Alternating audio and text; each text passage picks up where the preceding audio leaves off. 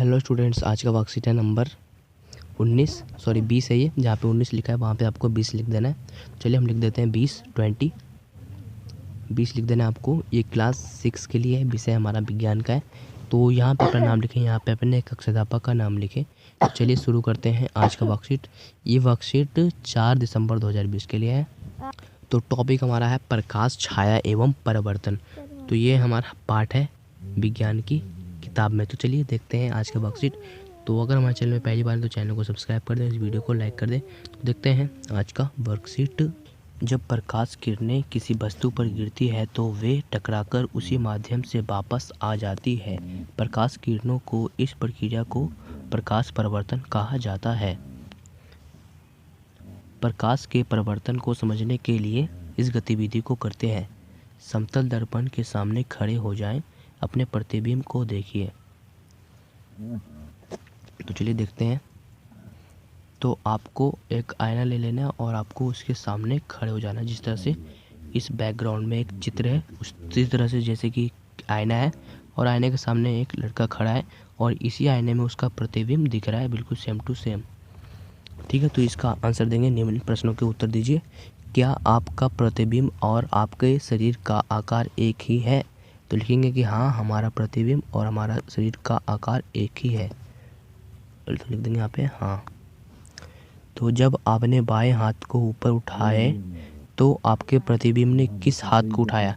जब आप तो चलिए देखते हैं कि जब हमारा हाथ ने इस हाथ को मैंने उठाया तो ये किस हाथ को उठाएगा? तो ये भी इस हाथ को उठाएगा इस तरह का। तो ये किस हाथ को उठाया? तो लिख देंगे कि उसी हाथ को। तो हम लिख देंगे यहाँ पे कि उसने दायां हाथ उठाया। लिख देंगे हम यहाँ पे दाएं हाथ को। ठीक है, इसका आंसर हो जाएगा दाएं हाथ को। जहाँ पे खाली स्थान है वहाँ पे आपको लिख देना है। इसी तरह से देखते हैं अगला प्रश्न नंबर 3 है कि अब 2 कदम पीछे की ओर चले, प्रतिबिंब ने क्या होता है?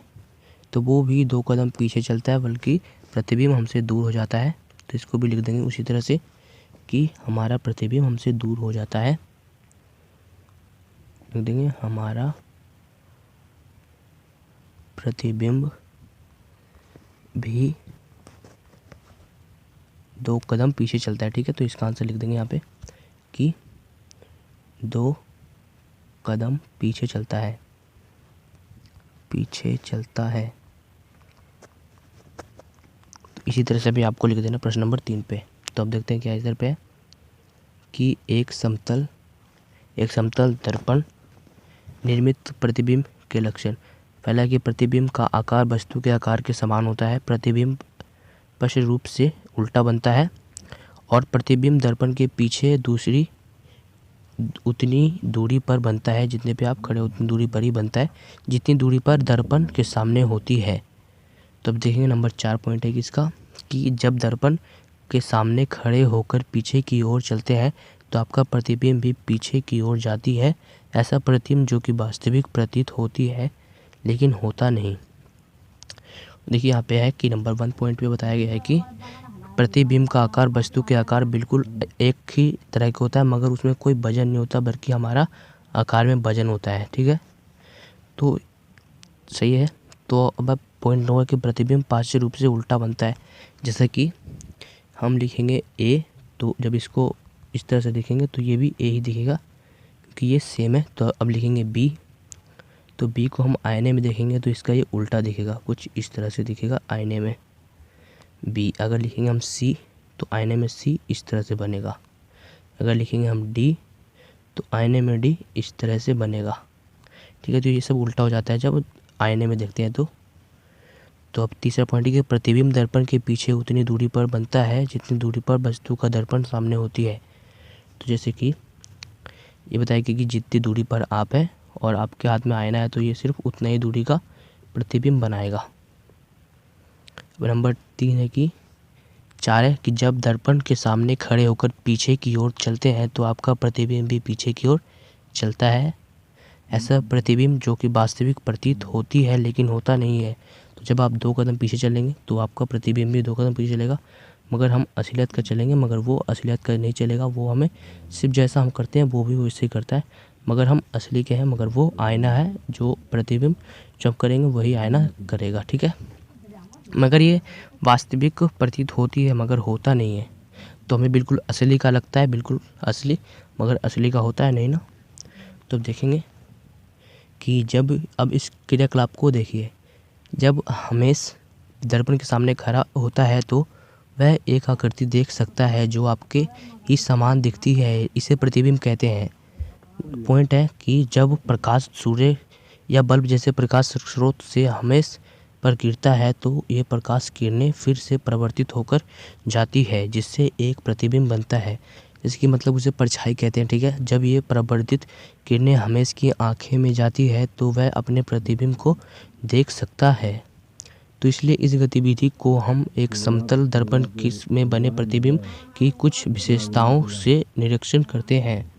मतलब कि ये कह रहा है कि जैसे कि सूर्य की किरणें इस चीज़ पर पड़ती है तो इस चीज़ पर, फिर उसके बाद फिर ये इसका प्रकाश हमारे परिवर्तित आँखों में पड़ता है, तभी हम इस चीज़ को देख पाते हैं। तो सूर्य पहले इस चीज़ को पड़ता है, फिर ये चीज़ हमें आँखों पर पड़ता है, तभी हम इस चीज़ को देख पाते हैं। तो यही इस क्रियाकलाप में बताया गया है। देखते हैं क्रियाकलाप है कि एक कागज पर ABC अक्षर लिखिए और एक समतल दर्पण की ओर कागज को रखिए। तो आईना एक ले लेना है, तो आईने में A, B और C को बनाना है। तो देखना है कि ABC कैसे बनता है। तो पहले हम A बना लेंगे। तो A जब आईने में देखेंगे तो A तो सेम टू सेम दिखेगा, मगर B थोड़ा सा अलग दिखेगा क्योंकि ये उल्टा बन जाएगा।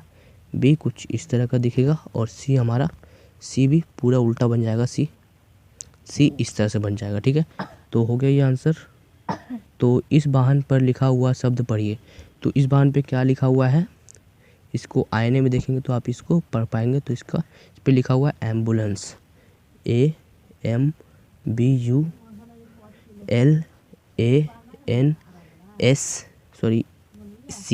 एम्बुलेंस। तो अब आपके मन में आता होगा कि हर एम्बुलेंस के आगे या पीछे ये उल्टा में क्यों लिखा होता है, तो ऐसा क्यों होता है। तो चलिए देखते हैं इसका आंसर हम। जैसे कि यहाँ पे लिखा हुआ है एम्बुलेंस उल्टे में, ठीक है। तो यहाँ पे लिखा हुआ है एम्बुलेंस उल्टे में, जैसे कि ये कुछ इस तरह का है, ठीक है। और एक आगे में गाड़ी जा रहा है, ठीक है। तो आगे में एक शीशा लगा हुआ है, प्रतिबिंब शीशा लगा हुआ है। जब इस पे ये दिखेगा तो ड्राइवर को दिख जाएगा कि इसमें एम्बुलेंस दिख रहा है। जब आईने में देखेंगे इसको तो ये सही स्पेलिंग में दिखेगा, A फिर B बिल्कुल सही स्पेलिंग में दिखेगा। तो ड्राइवर को पता चल जाएगा कि पीछे एम्बुलेंस आ रहा है, तो उसके लिए थोड़ा सा जगह छोड़ देगा कि एम्बुलेंस इधर से जा पाए, ठीक है। तो इसीलिए एम्बुलेंस के आगे या पीछे थोड़े उल्टे शब्द लिखे जाते हैं, उल्टे स्पेलिंग में लिखा जाता है। तो अगर हमारे चैनल पहली बार तो चाहे चैनल को सब्सक्राइब कर दें, तो आपको एम्बुलेंस का ये उल्टा क्यों लिखा होता है तो ये भी आपको पता चल गया। तो सब्सक्राइब कर दें इस वीडियो को, लाइक कर दें इस वीडियो को। चलिए देखते हैं अब इसके क्वेश्चन आंसर कि आइए इन प्रश्नों के उत्तर दें। प्रकाश का परिवर्तन क्या है, प्रकाश का परिवर्तन क्या है, तो इसका उत्तर देखेंगे क्या है। तो प्रकाश का परिवर्तन वो है कि जब प्रकाश किरणें वस्तु पर गिरती है तो वो टकराकर उसी माध्यम में वापस जाती है, जिसे प्रकाश की इस प्रक्रिया को परावर्तन यानी प्रकाश का परिवर्तन कहता है। तो ये आपको प्रश्न नंबर 1 पर ये पूरा वर्कशीट में 2 लाइन लिख लेना है प्रश्न नंबर 2 के उत्तर पे, 1 के उत्तर पे। तो देखते हैं प्रश्न नंबर 2 क्या है कि एक समतल दर्पण द्वारा बनने वाली प्रतिबिंब के आकार और वस्तु के आकार का अनुपात क्या है। तो इसका लिखेंगे कि जब एक आईना है और आईने के सामने आप है तो आपका भी उसी तरह से बनेगा जिस तरह से आईना में दिखेगा। तो लिख देंगे कि बराबर यानी कि समान, देंगे समान या बराबर दोनों एक ही बात है।